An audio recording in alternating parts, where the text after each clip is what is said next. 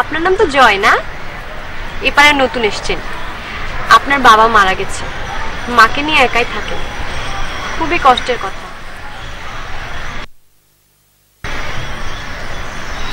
আপনি কি প্রশ্ন করতে জানেন না? আমি প্রশ্ন করব কেন? আচ্ছা থাক, আপনার প্রশ্ন করতে হবে না, আমি বলছি। আমার নাম ইতি। আমার নাম ইতি কেন জানেন? আসলে আমার পরে আমার আর কোনো ভাই বোন হবে না, আমি সর্বকনিষ্ঠ। নামটা সুন্দর না? হ্যাঁ সুন্দর। আর এই পাড়ার সব ছেলেরা আমার পিছে ঘুরঘুর ঘুরঘুর করে, সবাই আমাকে ডিস্টার্ব করে। আমি অনেক সুন্দর তো। আমার মতো সুন্দর মেয়ে কখনো দেখেছেন? হ্যাঁ দেখেছি। দেখেছেন মানে? কোথায় দেখেছেন আপনি আমার মতো সুন্দর মেয়ে? আচ্ছা না দেখিনি। তাহলে বললেন কেন সুন্দর মেয়ে দেখেছেন? আর শোনেন, আপনি কিন্তু সুন্দর মেয়ে দেখলেই ফেল ফেল করে তাকিয়ে থাকেন। এই যে ছাদে হাঁটাহাঁটি করতে পারছি না আপনার জন্য। আর একদিন যদি দেখি, আমি ঠিকই আমার ভাইয়াকে বলে দেব। আমার ভাইকে চেনেন? আমার ভাইয়ের স্বাস্থ্য দেখেছেন?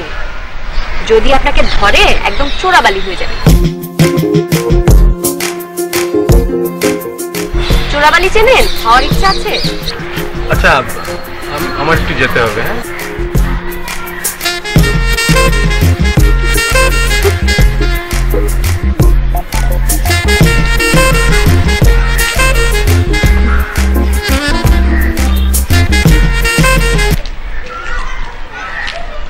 এক্সকিউজ মি, শুনেন এদিকে আসুন।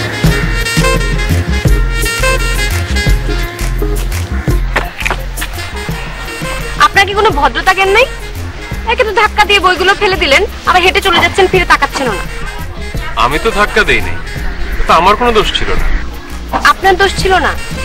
কোথায় অবলম্বের হাত থেকে বইগুলো পড়ে গেল, আপনি তুলে দিবেন, শুভ দৃষ্টি বিনিময় হবে, চোখাচোখি হবে, তারপর প্রেম হবে।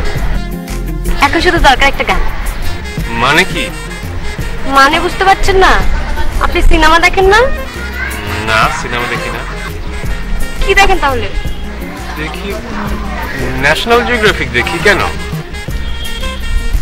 ন্যাশনাল জিওগ্রাফিক দেখতে দেখতে আপনার মনটাও পশুদের মতোই হয়ে গেছে।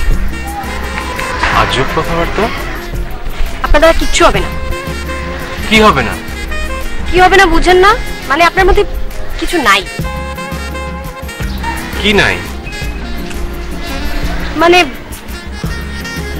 আপনার মধ্যে কোনো রোম্যান্সই নেই। আজব মেয়ে বাবা।